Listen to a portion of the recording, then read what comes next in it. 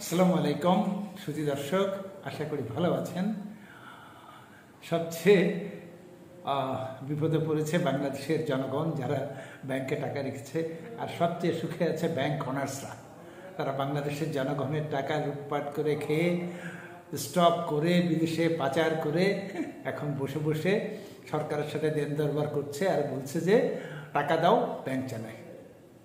আগের সরকারের সময় ব্যাংক লুটপাট হয়েছে, খেয়েছে সরকার প্রধান, খেয়েছে মন্ত্রী মিনিস্টাররা, খেয়েছে রাজনীতিবিদরা, খেয়েছে ইন্ডাস্ট্রিয়ালিস্টম্যান, বিজনেসম্যানরা। আর তাতে সহযোগিতা করেছে গভর্নিং বোর্ড, তাতে সহযোগিতা করেছে এমডিসিও সাহেবরা, তারাও খেয়েছে। তাতে সহযোগিতা করেছে লোন অ্যাডমিনিস্ট্রেশন ডিপার্টমেন্টের লোকেরা, তারাও খেয়েছে। আপনি জানেন যে ব্যাংকে 7-8% ছাড়া লোন পাস হয় না, এগুলি খেয়েছে ব্যাংকাররা।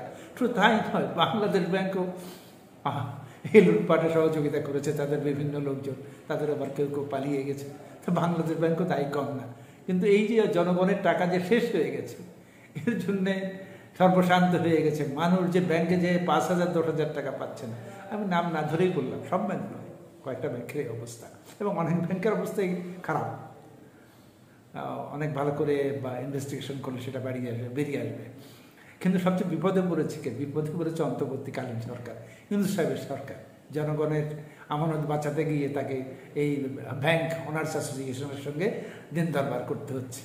সে আপনি মারছাড় করেন আর লিকুইডিটি দিয়ে সাপোর্ট করে, লিকুইডিটি ইনজেক্ট করেন, যাই করেন টাকা দিতে হবে। মারঝাড় করলেও টাকা চাপিয়ে দেন, আর যাই দেন আবার এই এমনি সহযোগিতা করলেও টাকাই দিতে হবে।